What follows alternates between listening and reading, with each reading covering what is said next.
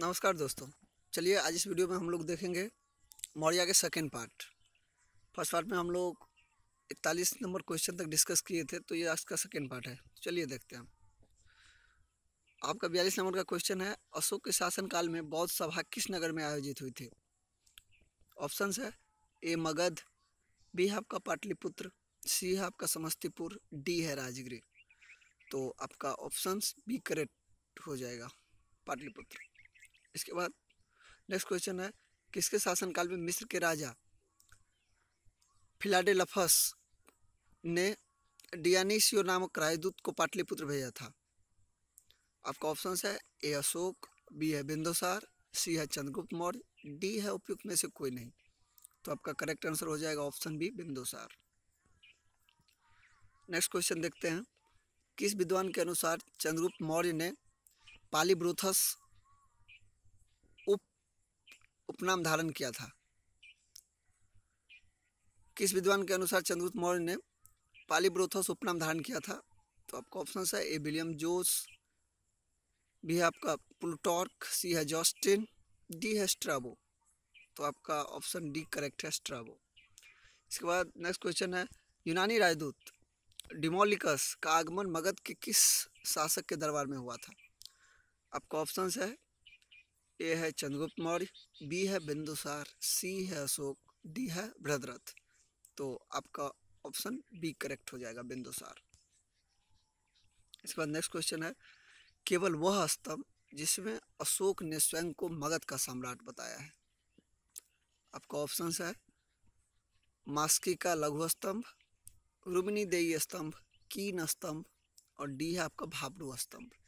तो आपका option D correct है, भाब्रू स्तंभ। इसका नेक्स्ट क्वेश्चन देखते हैं, बराबर की गुफाओं का उपयोग किसने आश्रय गृह के रूप में किया? दोस्तों ये क्वेश्चन 40वीं बीपीएससी में आ भी चुका था। चलिए इस क्वेश्चन का ऑप्शन देखते हैं। ए है आपका आजीविकाओं ने, बी है आपका थारुओं ने, सी है जैनों ने, डी है तांत्रिकों ने। तो आपका ऑप्शन ए करेक्ट है, आजीविकाओं ने। इसके बाद 48 नंबर का क्वेश्चन देखते हैं, अशोक की राजधानी कहाँ थी? आपका ऑप्शन ए है पाटलिपुत्र, बी है वाराणसी, सी है सांची, और डी है उज्जैनी। तो आपका ऑप्शन ए करेक्ट है, पाटलिपुत्र। दोस्तों साथ ही मैं बता दूं कि ये हम लोग अभी बिहार स्पेशल की सीरीज पढ़ रहे हैं, जिसमें ये हम लोगों का नेक्स्ट वीडियो है। और हम लोग इम्तियाज अहमद सर की ऑब्जेक्टिव वाली बुक है, उसी बुक को कंप्लीट करने की कोशिश कर रहे हैं, क्योंकि दोस्तों ये बुक बहुत ही ज़रूरी होता है बिहार स्टेट के कोई भी एग्ज़ाम के लिए। साथ ही बीपीएससी में इस बुक से लगभग 15 से 18 ऑन एन एवरेज 14 क्वेश्चन तो रहता ही है यार। एक बार इस बार की भी अब बीपीएससी में देखे 66वीं बीपीएससी में, तो मेरे हिसाब से 14 से 16 क्वेश्चन लगभग इस बार भी है।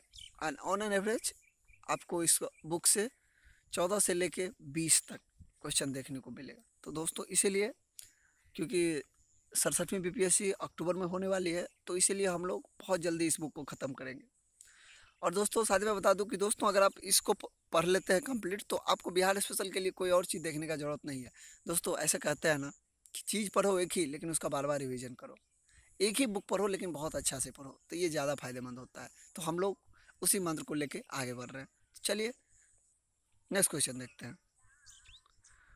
मौर्य काल में पाटलिपुत्र का प्रशासन 30 नागरिकों की सभा संचालित करती थी। 5 सदस्यों की 6 समितियों गठित थे। यह किसका कथन है? आपका ऑप्शन है ए चाणक्य का, बी है डिमोलिकस का, सी है मेगास्थनीज का, डी है फाहियान का।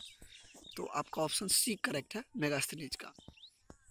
इसके बाद नेक्स्ट ऑप्शन देखते हैं, नेक्स्ट क्वेश्चन देखते हैं, मौर्य प्रशासन के संबंध में कौन सा कथन सत्य है?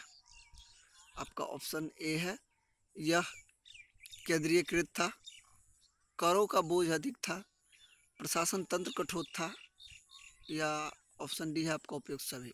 तो डी करेक्ट है दोस्तों। दैट मीन्स यह केंद्रीयकृत था, करों का बोझ भी अधिक था, और प्रशासन तंत्र कठोर था मौर्य प्रशासन में। ऑप्शन डी इसका करेक्ट है। तो अब नेक्स्ट क्वेश्चन देखते हैं दोस्तों, अशोक के संबंध में कौन सा कथन सही है? आपका ऑप्शन ए है उसने धर्म विजय की नीति अपनाई, बी है आपका उसने विदेशियों से संबंध स्थापित किए। सी है आपका उसने प्रजाहित और कल्याण के उपाय किए। इसके बाद है डी उपयुक्त सभी। तो दोस्तों इसका डी आंसर ऑप्शन करेक्ट है, उपयुक्त सभी। दोस्तों मैं एक बात बताना चाहूँगा आप लोगों को, अगर जब कोई पर्सनैलिटी के ऊपर क्वेश्चन पूछा जाए और उसी के बारे में 3-4 बात दिया जाए, तो दोस्तों ऐसे क्वेश्चन 80 to 90 मतलब 80 to 90% चांसेस रहता है कि ये करेक्ट ही होगा। क्योंकि अगर आप इस क्वेश्चन को गौर से देखें तो पढ़ें तो देखिए इसमें क्या बोल रहा है। ए ऑप्शन है उसने धर्म विजय की नीति अपनाई। डेफिनेटली कोई भी राजा रहेगा तो ऐसा करेगा। हाँ अगर वो मतलब यहाँ का राजा हो तो वो करेगा।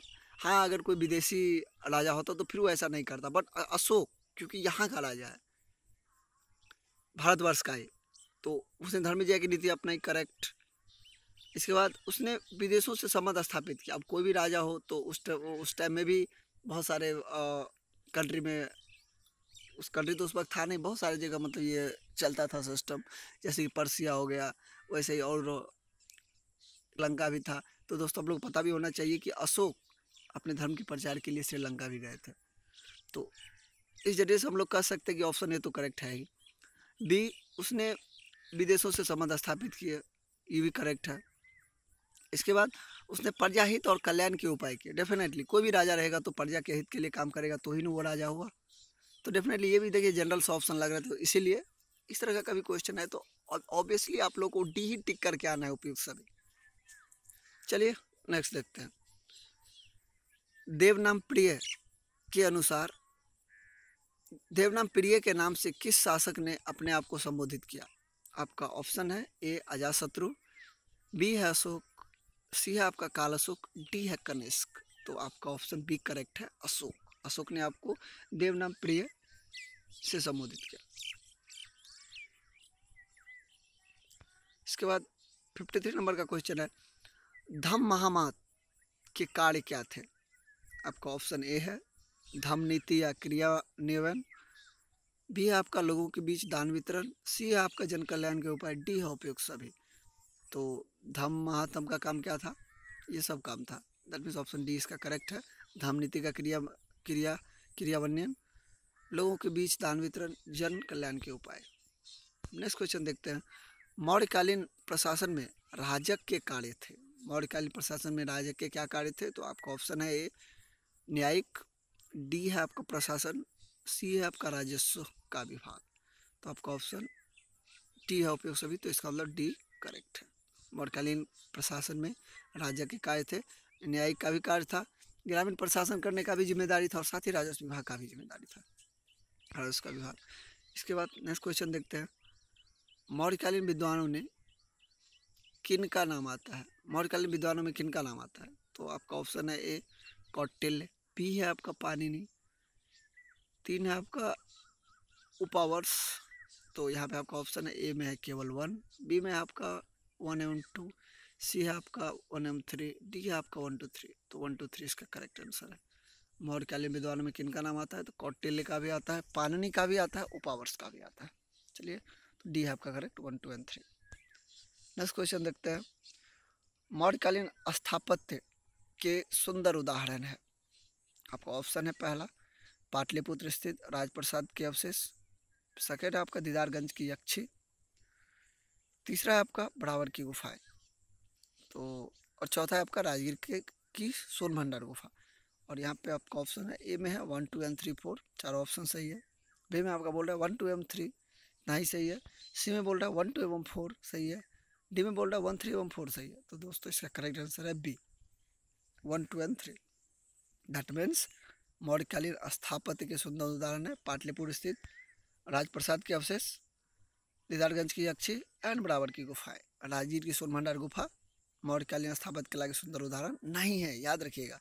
सिर्फ चौथा ऑप्शन यहाँ पे मतलब इनकरेक्ट है कि राजगीर की सोन भंडार की गुफा इसमें शामिल नहीं है, इसके अलावा ये तीनों इसमें शामिल है।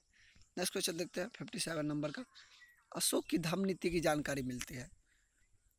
ये ऑप्शन है आपका द्वितीय स्तंभ अभिलेख से, सी बोल रहा है 7वें शिलालेख से,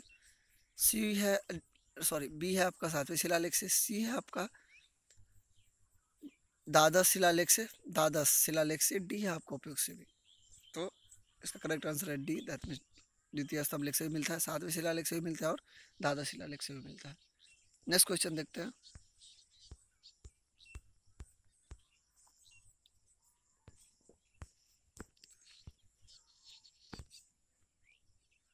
अशोक के किस अभिलेखों में दान और धर्म की नीति को स्पष्ट किया गया है? आपका ऑप्शन है ए द्वितीय स्तंभ अभिलेख में, सी बी है आपका सातवें शिलालेख अभिलेख में, सी है आपका नवम शिलालेख में, डी है आपका द्वादश शिलालेख में। तो दोस्तों यहाँ पर आपका सी ऑप्शन करेक्ट है, नवम शिलालेख में। अशोक के किस अभिलेख में दान एवं धर्मदान के अंतर को स्पष्ट किया गया है? दान एवं धर्मदान के अंतर को स्पष्ट किया गया है। ऑप्शन सी आपका यहाँ पे करेक्ट है, नवम शिलालेख में। नेक्स्ट क्वेश्चन देखते हैं। मौर्य साम्राज्य के पतन में कौन सा कारण शामिल नहीं है? मौर्य काल के पतन में कौन सा कारण शामिल नहीं है? तो आपका ऑप्शन है यहाँ पर विदेशी आक्रमण, बी। इसके बाद आपका बी ऑप्शन है आयोग शासक, सी आपका आर्थिक